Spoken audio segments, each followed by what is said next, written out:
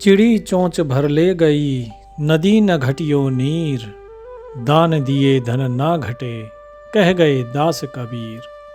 सतगुरु कबीर साहिब कहते हैं कि दान देने से धन नहीं घटता है। जिस प्रकार यदि कोई चिड़िया चोंच भर ले जाए नदी से तो नदी का जल कम नहीं हो जाता, इसी प्रकार दान देने से घटता नहीं है धन, बल्कि उसमें वृद्धि होती है। वृद्धि होती है। हमने किसी को दे दिया, फिर वृद्धि कैसे होती है? साहिब कहते हैं अपनी वाणी में कि देते को हरि देत है, जहां तहां से आन, अन देवा मांगत फिरे, साहिब सुने न कान। कि जो लोग दान देते हैं, जो किसी को देते हैं, परमात्मा उन्हें ही देता है, क्योंकि यह प्रकृति का नियम है कि जो देगा वही पाएगा। और जो व्यक्ति कभी दान नहीं देता किसी को, तो साहिब कहते हैं कि वो बार बार पुकार करता रहे, कितना ही भी मिन्नतें कर ले, परमात्मा कभी उसकी बात सुनते ही नहीं है। आपने देखा होगा मंदिरों में कतारें लगी रहती हैं, लोग सीढ़ियों पे बैठे रहते हैं मंदिर की, अल्लाह के नाम पे दे दे, भगवान के नाम पे दे दे। अगर भगवान उन्हें देता तो वे स्वयं ही अमीर ना हो गए होते। भगवान के नाम पर मांगने वालों की हालत देखिए आप, क्या हालत होती है उनकी, भीख मांगते रहते हैं। तो जरा सोचिए भगवान ने उन्हें क्यों नहीं दिया? क्योंकि उन्होंने कभी किसी को नहीं दिया। जो कहते हैं भगवान के नाम पर देते, उनको स्वयं भगवान पे भरोसा नहीं है। यदि भगवान पे भरोसा होता तो वो भगवान से मांग लेते, आपसे ना मांगते। लेकिन वो आपसे मांग रहे हैं क्योंकि उन्हें भगवान पर भरोसा नहीं है। उन्होंने कभी किसी को दिया नहीं, इसीलिए उन्हें कभी किसी से मिला नहीं। जिस प्रकार एक कुत्ता होता है, वो कुत्ता एक एक टुकड़े के लिए घर घर में घूमता है, इसी प्रकार एक एक पैसे के लिए ये लोग सबके आगे हाथ फैलाते हैं, लेकिन उस प्रभु से उससे नहीं मांगते। लेकिन जैसा कि साहिब ने कहा कि अन देवा मांगत फिरे, साहिब सुने न कान, कि अगर कोई देता नहीं है तो परमात्मा भी फिर उसकी बात कभी नहीं सुनते। एक बार की बात है, एक नगर में सेठ रहता था। अब दान दिया कैसे जाता है वो समझिए। साहिब बता रहे हैं कि दान दिया कैसे जाता है। ये तो बता दिया कि अन देवा मांगत फिरे, साहिब सुने न कान, कि अगर दोगे नहीं तो मांगते ही रह जाओगे, लेकिन कभी मिलेगा नहीं। लेकिन देंगे कैसे और किसे देंगे, ये भी तो समझ में आना चाहिए ना। क्योंकि जब देते हैं तो पात्र, सुपात्र, कुपात्र, इनका ध्यान रखना पड़ता है। यदि किसी कुपात्र को दिया तो उसका विपरीत असर हो सकता है, तो विपरीत असर ना हो इसलिए हमेशा बड़े ही ध्यान से सोच समझ कर दान देना चाहिए, और जैसे गुरु बताएं वैसे दान दो। अब साहिब बताते हैं कि एक सेठ था, उसके यहाँ एक व्यक्ति काम करता था, भगवान का भक्त था, सदा भगवान के भजन कीर्तन सत्संग आदि का लाभ लेता रहता। उस सेठ का उस व्यक्ति पर बड़ा ही विश्वास था। जो भी जरूरी काम हो सेठ उसी को सौंपता, हमेशा उसी व्यक्ति को कहता। एक दिन उस व्यक्ति ने सेठ से विनती की कि उसे सोमनाथ यात्रा के लिए कुछ दिन की छुट्टी चाहिए। सेठ जी ने उसे छुट्टी तो दी, लेकिन कहा कि भाई मैं तो हमेशा अपने व्यापार में उलझा रहता हूं, ये 10 सिक्के ले जाओ, ये 10 सिक्के मेरी तरफ से सोमनाथ जी को चढ़ा देना, भगवान को चढ़ा देना, क्योंकि मैं तो तीर्थ यात्रा जा नहीं पाता हूं। तो उस व्यक्ति ने कहा कि ठीक है साहिब, हम आपकी तरफ से चढ़ा देंगे और प्रभु के चरणों में समर्पित कर देंगे। सेठ से वो भक्त 10 मुद्राएं लेकर और चल देता है। और कई दिन की पैदल यात्रा के बाद, क्योंकि उन दिनों में पैदल यात्रा ही होती थी, या फिर जो ऊंट गाड़ी होती या फिर बैलगाड़ी, इन्हीं में यात्राएं होती थी। तो पैदल चला और वहां से करीब 10 दिन के यात्रा करने के पश्चात वो सोमनाथ पहुंचा और मंदिर की ओर प्रस्थान करते समय उसने रास्ते में कुछ बच्चे देखे जो भोजन के लिए तरस रहे थे। तो उसने प्रभु का नाम लेकर सोचा कि क्या किया जाए। उन बालकों ने कहा कि हमें कुछ भिक्षा दे दो। बच्चे काफी दुखी थे, सभी की आंखों में आंसू थे। ऐसा लग रहा था मानो कई दिन के भूखे हों। उस भक्त के मन में दया आ गई। उस व्यक्ति ने सोचा मेरे पास तो कुछ है नहीं, लेकिन सेठ की दी 10 मुद्राएं हैं, इन 10 मुद्राओं से बच्चों को भोजन करा दूं। और उसने वैसा ही किया और उन्हीं सभी बच्चों को उन 10 मुद्राओं से भोजन की व्यवस्था कर दी। बच्चों को भोजन कराने के बाद भी उसके पास करीब 2 मुद्राएं बच गई। 8 मुद्राएं खर्च हो गई। उसने सोचा चलो अच्छा है, ये 2 मुद्रा ही जो हैं सोमनाथ के चरणों में चढ़ा दूंगा और सेठ जी से कह दूंगा कि आपकी मुद्राएं सोमनाथ जी को मैंने चढ़ा दी। और जब सेठ पूछेंगे तो मैं यही चीज कहूंगा कि हाँ मैंने चढ़ा दी। उनको झूठ भी नहीं लगेगा और काम भी हो जाएगा। उस भक्त ने सोमनाथ जी के दर्शन किए, मंदिर में प्रवेश किया और उसके बाद प्रभु को अपने हृदय में विराजमान किया, उनका ध्यान किया, सुमिरन किया और उसके बाद चलते समय जो बची हुई 2 मुद्राएं थी वो शिवलिंग पर चढ़ा दी और बोला कि ये 2 मुद्राएं सेठ जी ने भेजी हैं, सेठ जी की तरफ से ये भेंट स्वीकार कीजिए। और सौभाग्य से उसी रात सेठ जी के सपने में भगवान आते हैं और उन्हें आशीर्वाद देते हैं और कहते हैं मुझे सेठ जी तुम्हारी चढ़ाई हुई 8 मुद्राएं मिल गई। ये कहकर भगवान अंतर ध्यान हो गए। अब सेठ जी का अचानक से स्वप्न टूटता है और वे सोचने लगे कि जो मेरा नौकर है वो तो बड़ा ईमानदार है। मैंने उसे 10 मुद्राएं दी लेकिन उसने 8 मुद्राएं ही चढ़ाई। अचानक उसे क्या जरूरत पड़ गई कि उसने 2 मुद्राएं भगवान को कम चढ़ाई। उसने 2 मुद्राओं का क्या किया होगा। अब कई दिन बीतने के बाद जब भक्त वापस आया, सेठ के पास पहुंचा तो सेठ ने कहा कि मेरे पैसे तुमने भगवान को चढ़ा दिए थे। भक्त ने कहा कि हाँ मैंने चढ़ा दिए। सेठ ने कहा कि तुमने 8 मुद्राएं क्यों चढ़ाई, 2 मुद्राएं किस काम में प्रयोग की।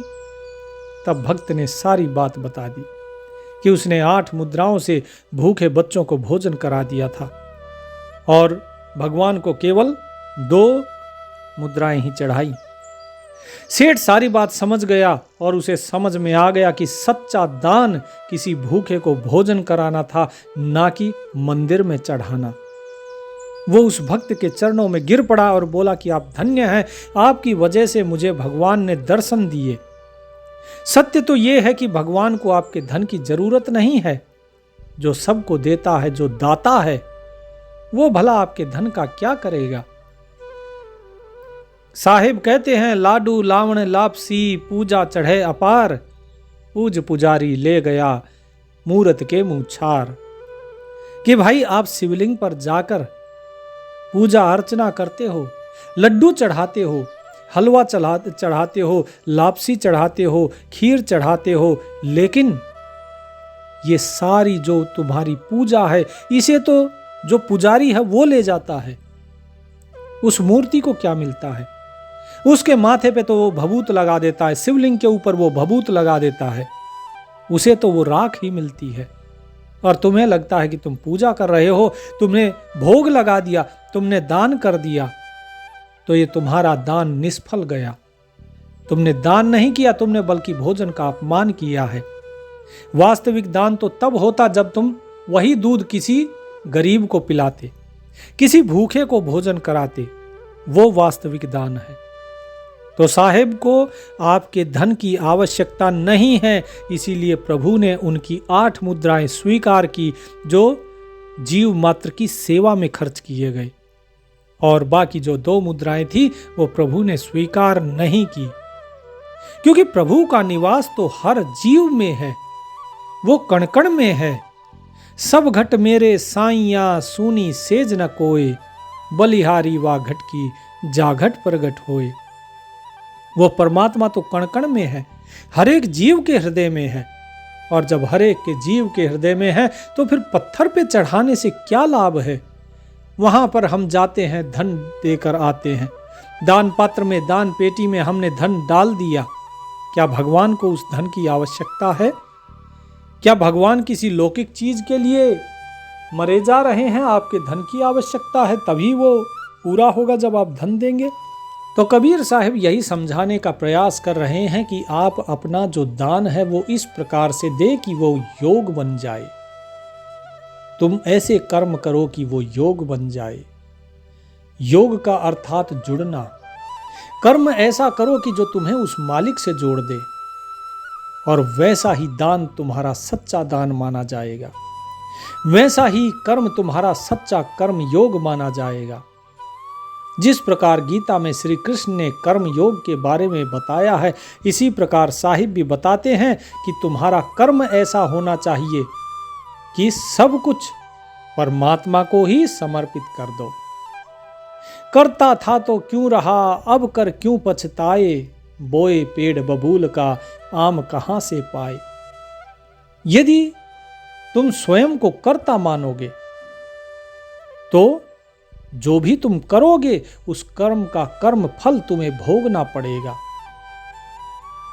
श्री कृष्ण ने गीता में यह तो बताया कि कर्म कैसे किया जाता है, लेकिन कर्म से मुक्त कैसे होना है वो चीज कबीर साहब बताते हैं कि तुम कर्ता स्वयं को मानते हो तो अब कर्म करके फिर पछता क्यों रहे हो।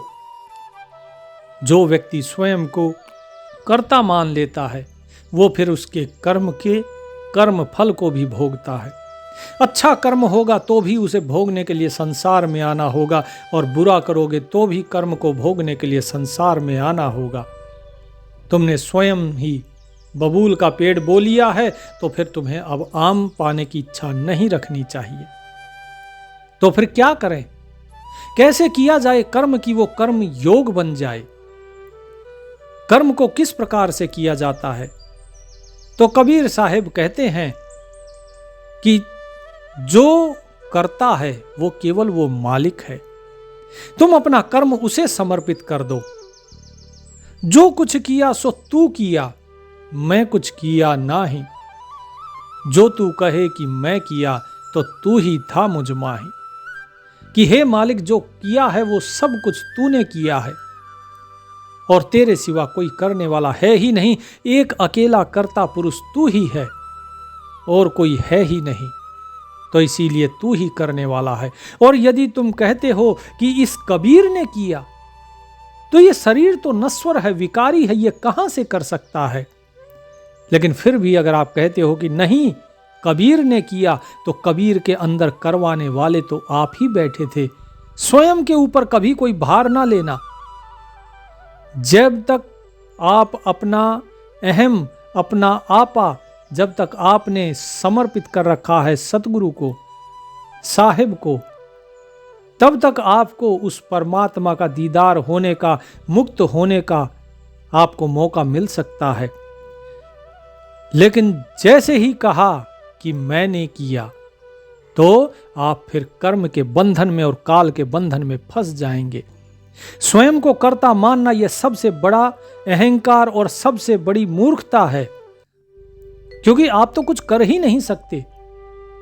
यदि मैं गलत कह रहा हूं तो एक बार के लिए सोचिए, सो जाइए और सोकर देखिए कि यदि आप शरीर हैं तो क्या उठने के बाद इस शरीर को याद रहता है कि पिछले 8 घंटे जब आप सोए तो क्या घटित हो रहा था? नहीं याद रहता। यदि आप स्वयं को मन मानते हैं तो क्या आपको यह पता रहता है आपके मन को कि पिछले 8 घंटे तक क्या हो रहा था? मन को भी याद नहीं रहता। फिर कौन है वो जिसे सब कुछ याद रहता है? फिर कौन है वो जिसे यह याद रहता है कि एक श्वास भी रुकनी नहीं चाहिए? कौन है वो जिसे याद रहता है धड़कन रुकनी नहीं चाहिए, चलती रहनी चाहिए, पूरे शरीर के अंदर रक्तचाप बराबर सामान्य रहना चाहिए? कौन है वो जो ये देखता है कि रात को सर्दी हो गई है तो आपके शरीर का तापमान बढ़ा देना है? रात को सोते समय देखिएगा कभी बच्चे को देखना कि उसका शरीर कितना गर्म हो जाता है, सर्दी होती है, तापमान बढ़ने लगता है। कौन कर रहा है? ये वो कर रहा है जो सब कुछ जानता है आपके सोने के बाद भी। तो आप करता नहीं है। यदि आप स्वयं को कर्ता मान रहे हैं तो इससे बड़ी कोई मूर्खता है ही नहीं। जो है सब कुछ वही है। कर्म को ऐसे करो कि वो योग बन जाए उस मालिक के साथ एक होने का। दादू दयाल साहिब कहते हैं, करें कराएं साइयां मन में लहर उठाए, दादू सिरधर ओर के आप अलग हो जाए। कि करने वाला वो मालिक ही है और करवाने वाला वो भी मालिक है, सब कुछ वही है। लेकिन वो कर्म करने और करवाने के बाद उस कर्म को किसी और के ऊपर डाल देता है और स्वयं उस कर्म से निर्लिप्त हो जाता है। किसके ऊपर डाल देता है? जो कहता है कि मैंने किया, वो उसके ऊपर डाल देता है कि ठीक है, तू स्वयं को कर्ता मान रहा है तो ये कर्म का कर्म फल भी तुझे ही भोगना होगा। मलूकदास जी भी कहते हैं, अजगर करे न चाकरी, पंछी करे न काम, दास मलूका कह गए सबके दाता राम। कि अजगर किसी की नौकरी नहीं करता है, किसी की चाटुकारिता नहीं करता है, फिर भी उसका पेट भरता है। पंछी किसी दुकान में जाकर या फिर किसी फैक्ट्री में जाकर काम नहीं करते हैं, लेकिन उनका भी पेट भरता है। तो इसीलिए मलूकदास जी कहते हैं, जब सब कुछ सबका पेट भरने वाला वो मालिक ही है तो जाहिर सी बात है कि कर्म का कर्ता भी वही है। बालक पेट में होता है, क्या आप उसे भोजन खिलाते हैं या उसे पानी पिलाते हैं या दूध पिलाते हैं, लेकिन फिर भी उसका पोषण होता रहता है। वो तेजी से भ्रूण बनता है, भ्रूण से जो है वो बालक बन जाता है, उसके अंदर जीवात्मा प्रवेश करती है, उसका पोषण होता रहता है। कौन कर रहा है? आप तो नहीं कर रहे हो, लेकिन फिर भी हो रहा है। तो जो कर रहा है वही केवल करता है, वही केवल कर्ता पुरुष है और कोई भी नहीं। इसीलिए गुरु नानक देव जी भी कहते हैं, एक ओंकार कर्ता पुरुष, वही है एक कर्ता पुरुष और कोई नहीं। बाकी सब कुछ दृष्टि पड़े सो फना है, धर अंबर कैलाश, कृतम बाजी ख्याल है, सूरत समो वो श्वास। कि जहां तक बाकी तुम्हारी जो दृष्टि दिखाई दे रही है, जहां तक ये सारा समस्त संसार, ब्रह्मांड, चांद, तारे, आकाश जो दिखाई दे रहा है, वो सब कुछ समाप्त हो जाने वाला है। ये सब कुछ नश्वर है, एक भ्रम मात्र है और कुछ भी नहीं है। इसीलिए स्वयं को कर्ता ना मानो। तो कर्म कैसे करें? कर्म वैसे कीजिए जिससे कि आपके मन को आनंद मिले। आप इस कर्म का जो बंधन है इससे मुक्त हो जाए। एक घटना है जो कि आपने कई बार शायद सुनी भी होगी। जब सम्राट अकबर कहते हैं तानसेन से कि तानसेन, तुम्हारा संगीत सुनकर मैं भाव विभोर हो जाता हूं। मैं जानता हूं कि पृथ्वी पर कोई भी व्यक्ति तेरे जैसा नहीं है, तू बेजोड़ है, अद्वितीय है। लेकिन कभी कभी एक सवाल मेरे मन में उठता है। कल रात ही उदाहरण के लिए उठाया सवाल कि जब तू गया था वीणा बजाकर और मैं गदगद हो रहा था और मैं घंटों उसमें तल्लीन रहा। तू तो चला गया, वीणा भी बंद हो गई, लेकिन मेरे भीतर वो संगीत बजता रहा, ऐसा मधुर संगीत। तूने ऐसा मधुर संगीत जो बजाया है, ये मुझे प्रश्न करने पर मजबूर कर रहा है। और वो प्रश्न मैं पहले भी पूछना चाहता था, लेकिन आज तुझसे पूछ ही लेता हूं। सवाल मुझे हमेशा मेरे अंदर उठता है कि तूने ये संगीत किसी से तो सीखा होगा, कोई तो तेरा गुरु होगा। कौन जाने तेरा गुरु तेरे से भी अद्भुत हो।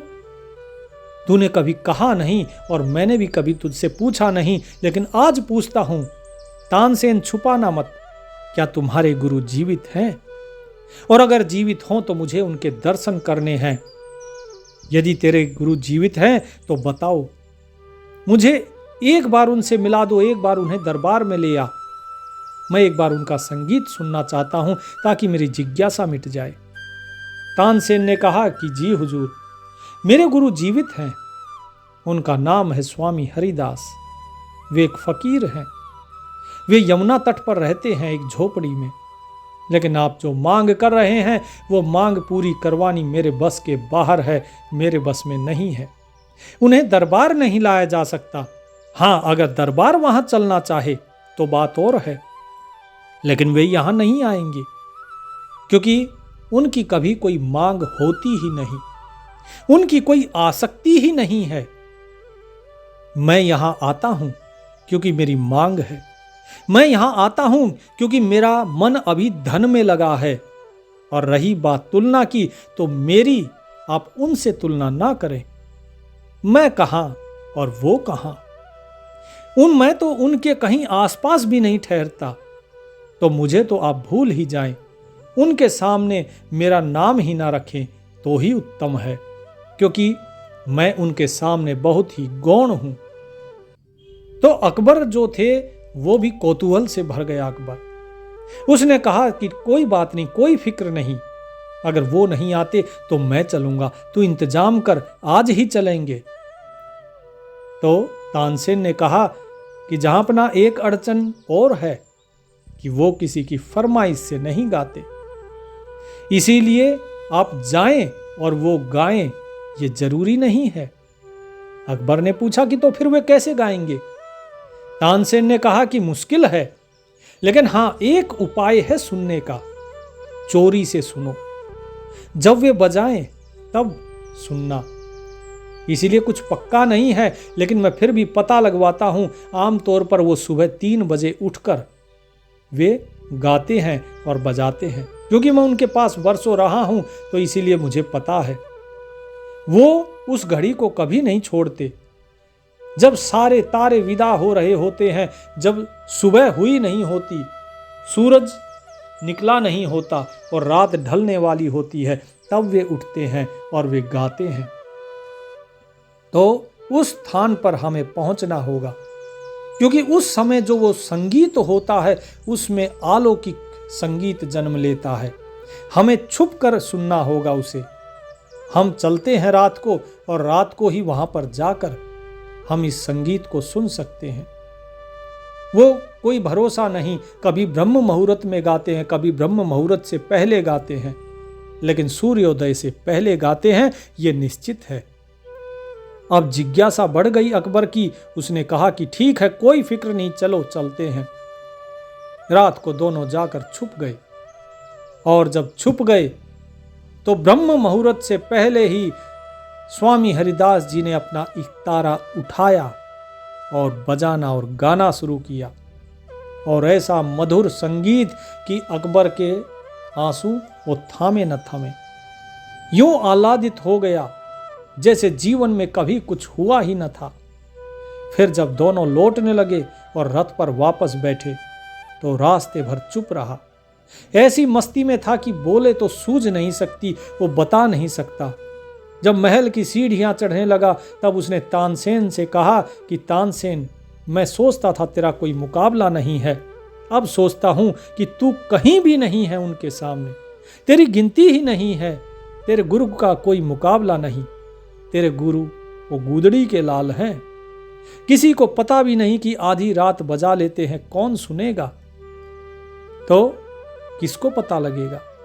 ये अद्भुत गीत यूं ही बजता रहेगा और लीन हो जाएगा। तेरे गुरु के इस अलौकिक सौंदर्य, इस अलौकिक संगीत का क्या रहस्य है? आखिर राज क्या है? तू वर्षों उनके पास रहा है, मुझे बता उसका राज क्या है? तो जो तानसेन था वो कहता है कि जहांपना राज बड़ा सीधा साधा है, 2 और 2 बराबर 4 जैसा साफ सुथरा है। मैं बजाता हूं इसलिए क्योंकि मुझे आशा है कि मुझे कुछ मिलेगा, और वे बजाते हैं हर आसक्ति से मुक्त होकर केवल प्रभु के लिए।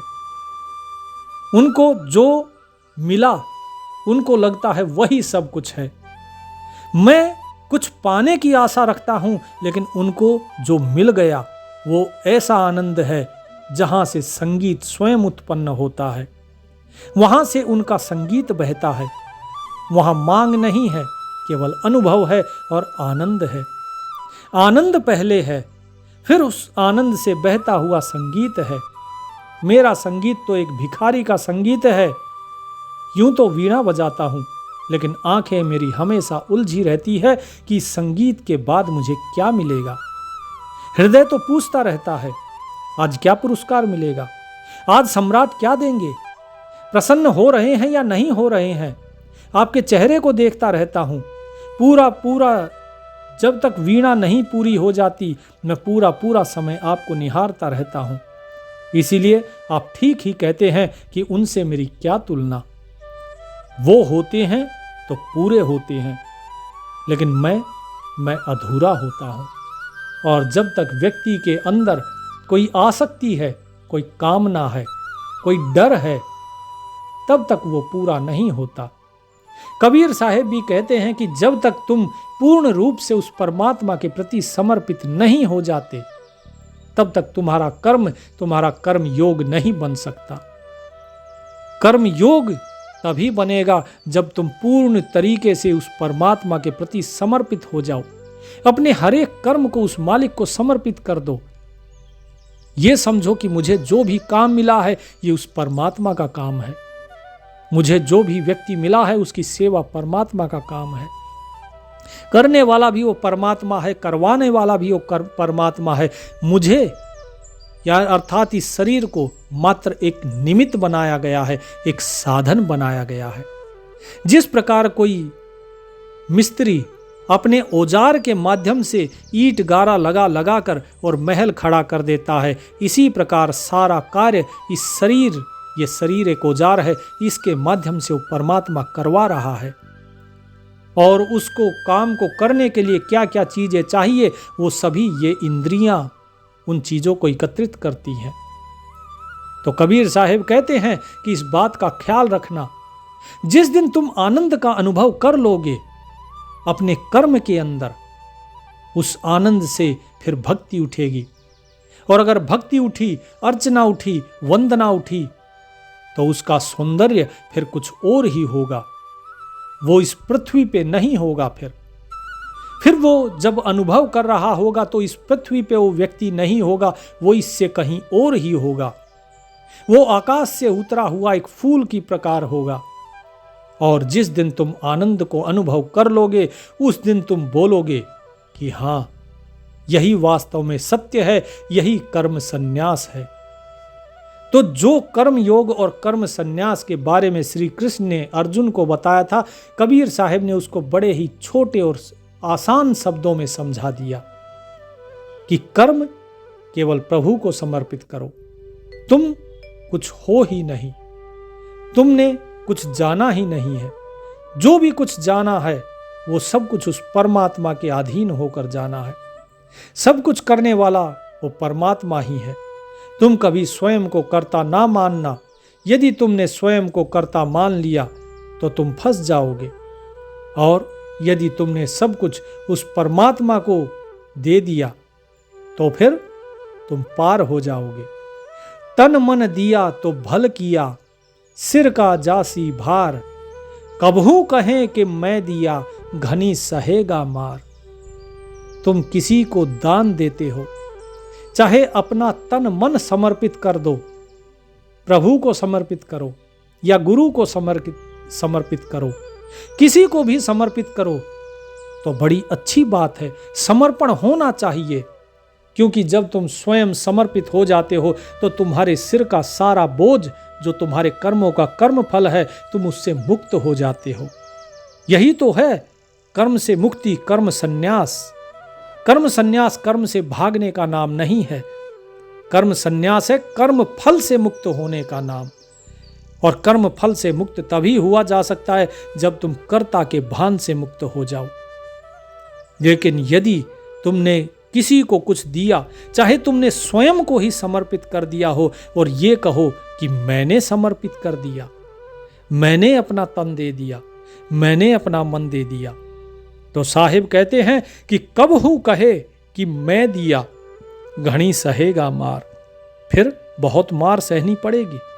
ये मैं जो है, इस मैं को ही समाप्त कर दो। ये मैं ही तुम्हारे बंधन का कारण है, मैं ही तुम्हारे कर्म के कर्म फल का कारण है, मैं ही तुम्हें कर्म योग पर चलने से रोकता है। कर्म योग सिर्फ इतना ही है कि कर्म ऐसा करो कि उस मालिक के साथ योग हो जाए, यही है कर्म योग। और जब कर्म के साथ तुम इस प्रकार से बर्ताव करो कि उस मालिक के साथ एक रहो और उस मालिक को ही सब कुछ मानो कि करने वाला वही है, करवाने वाला वही है, तो उसके कर्म फल से तुम मुक्त हो जाते हो। और इस कर्म फल से मुक्ति का नाम ही है कर्म संन्यास, ना कि कर्म से भागने का नाम। संसार में रहेंगे कर्म तो करना ही पड़ेगा। कान हैं तो सुनेंगे, आंखें हैं तो देखेंगी, लेकिन ये आंखें क्या देखती हैं, ये कान क्या सुनते हैं, ये तो साधक को स्वयं ही तय करना होता है। कोई गाली दे रहा है आपका या निंदा कर रहा है आपकी, आपका जो रुचि है आपकी वो उस निंदा को सुनने में है या आपका जो ध्यान है वो नाम सुमरन में है, इसी से तय होता है आपका कर्म। क्योंकि दोनों ही चीजें चल रही हैं, एक तरफ आपकी प्रशंसा है और दूसरी तरफ नाम सुमरन। आपका ध्यान प्रशंसा सुनने में है या नाम सुमरन में, इसी से तय होता है आपका कर्म, इसी से तय होता है आपकी कर्म फल की दिशा। इसीलिए करने वाला वो, प्रशंसा हो रही है तो तुम्हारे इस शरीर की नहीं, उसकी हो रही है, और अगर निंदा हो रही है तो वो भी उसी की, तुम्हारा कुछ नहीं है। तो तुम कभी अपने अंदर मैं ना कहना कि कब हूं कहे कि मैं दिया, घनी सहेगा मार। कभी ये मत सोचना कि तुमने कुछ कहा, तुमने कुछ किया। और यही कर्म संन्यास है। और कर्म संन्यास को प्राप्त करने के लिए कर्म योग की जरूरत है, और कर्म योग को प्राप्त करने के लिए कर्ता के भान से मुक्त होने की जरूरत है, और कर्ता के भान से मुक्त होने के लिए मैं के त्याग की जरूरत है, इस अहम के त्याग की जरूरत है। यही है कर्म योग। तो आप सभी भी इसी कर्म योग पर चलिए और प्रभु का नाम सुमरन करते रहिए, क्योंकि सुमरन करवाने वाला भी वही है और करने वाला भी वही है। आप केवल एक निमित्त मात्र हैं, और निमित्त बनते रहिए, परमात्मा आपका कल्याण करेगा। सत साहेब।